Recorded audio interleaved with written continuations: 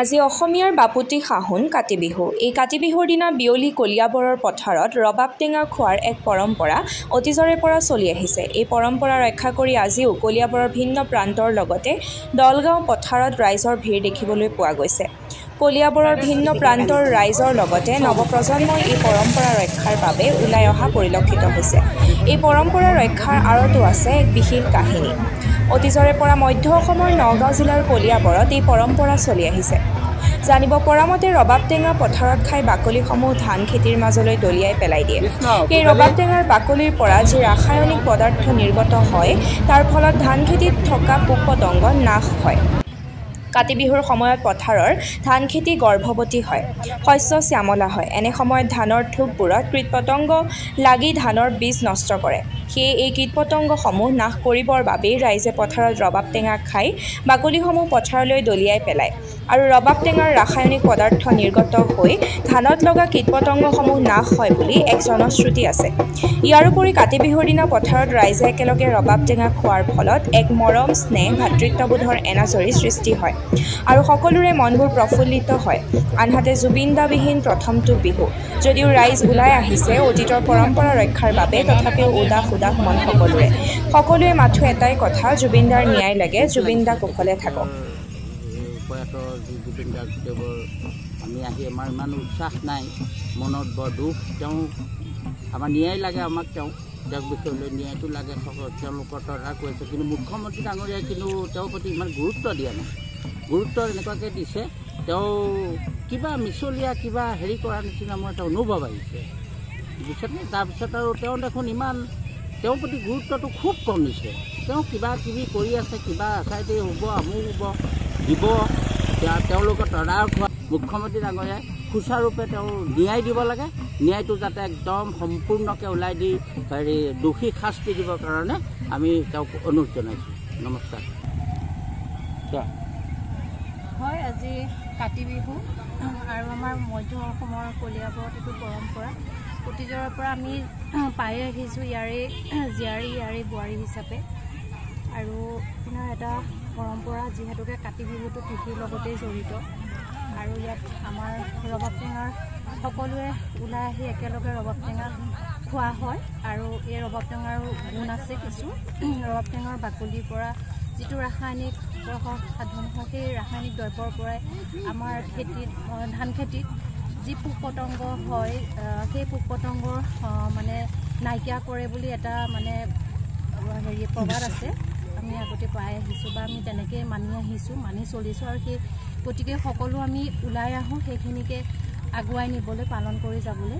আৰু আমি এটাই বিচাৰোঁ, সকলো একেলগে আহোঁ আৰু এটাই বিচাৰোঁ যে আমাৰ পিছৰ প্ৰজন্মও যাতে এনেকৈ সকলোখিনি মানি আগবাঢ়ি যায়।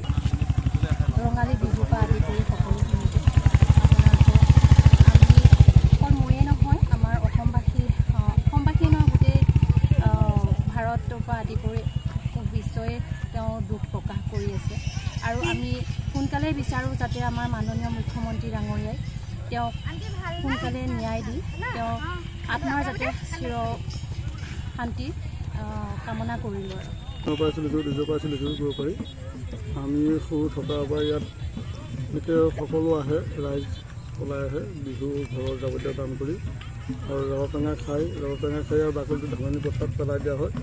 পেলাই দিয়াৰ ফলত এতিয়া ৰোৱাবিলাক গেৰাই লৈছে, হয়তো ক'ৰবাত ওলাইছে। ইয়াত যিটো পোক পৰুৱা হয়, এই পোক পৰুৱাবিলাকৰ মানে এই ৰবাব টেঙা বাকলিটো পৰাৰ লগে লগে তাত এটা ৰাসায়নিক হেৰি এটা হয়, তাৰ কাৰণে মানে ধানৰ উৰ্বৰা শক্তিটো বৃদ্ধি হয় আৰু পোক পৰুৱাবিলাক বিনাশ হোৱাত মানে ৰবাব টেঙা বাকলিটোৱে যথেষ্ট সহায় কৰে। কিন্তু এটা কথা এইবাৰ মন কৰিছোঁ, জুবিনদাবিহীন কাতি বিহুটো সঁচাই বৰ উৰুঙা লাগিছে। আজি আপোনালোকে দেখা পাইছে বিভিন্ন জেগাত বিভিন্ন ধৰণৰ ৰাজনীতিৰ আগৰ যোৱাবাৰ যিটো উল্লাস, সেই উল্লাসটো এইবাৰ দেখা পোৱা নাই। সকলো আহিছে পৰম্পৰাগতভাৱে, আহিব লাগে কাৰণে হয়তো আহিছে। কিন্তু সঁচাকৈ এই প্ৰথম এইটো কাতি বিহু, জুবিনদাবিহীন কাতি বিহু, বৰ দুখ মনৰ সকলো আহিছে। আৰু সঁচাকৈ জুবিনদা যোৱাৰ পাছৰ পৰাই যেন কিবা এটা নাইকিয়া হৈ গৈছে। আমাৰ যিটো সত্তা, সেই সত্তাটো যেন ক'ৰবাত কিবা এটা হেৰাই গৈছে, সকলোৱে সেইটো উপলব্ধি কৰিছে। শিশুৰ পৰা সদ্যলৈকে জুবিন দাৰ প্ৰতি যিটো আন্তৰিকতা সঁচাই মানে অভিভূত হৈ পৰিছোঁ যে এজন মানুহ তেওঁ আচলতে মানে ভগৱন্তৰ পঠোৱা কিবা মানে মহাপুৰুষৰ লেখীয়া কথা আৰু মানে এনেকুৱা এজন ব্যক্তিক হেৰুৱাই আমি সমগ্ৰ অসম আজি মৰ্মাহত হৈছোঁ। আজি কাতি বিহুৰ সময়তো তেখেতলৈ সঁচাকৈ মনত পৰিছে আৰু বিভিন্ন সময়ত ছ'চিয়েল মিডিয়াত তেখেতৰ যিবিলাক ভিডিঅ' আমি উপভোগ কৰি আছোঁ সঁচাই একদম এজন বহুত বহল মনৰ মানুহ আছিলে। আৰু এনি নিউজৰ জৰিয়তে মই অসমবাসী ৰাইজক কাতি বিহুৰ ওলগ জনাইছোঁ। সকলোৱে আমি একেমুখে জুবিন দাৰ আমি ন্যায় বিচাৰিছোঁ। আমি যাতে আনন্দ উল্লাহৰ মাজত আমি ন্যায়ৰ কথাটো যাতে পাহৰি নাযাওঁ, আমি সকলোৱে এই কথাটো মনত ৰাখিব লাগিব আৰু জুবিন দাই ন্যায় পাবই লাগিব, দোষীয়ে শাস্তি পাবই লাগিব, এইটো আমাৰ দাবী। আমি আশা কৰোঁ যি SIT গঠন কৰিছে SIT সুচাৰুৰূপে তদন্ত কৰিবই লাগিব। তাত অসমীয়াৰ প্ৰাণৰ হিয়াৰ আমঠু জুবিন গাৰ্গ এটা অনুষ্ঠান হয়, জুবিন গাৰ্গ এটা নাম নহয়, এটা অনুষ্ঠান। এই অনুষ্ঠানটো ন্যায় হ'বই লাগিব, এয়া আমাৰ দাবী।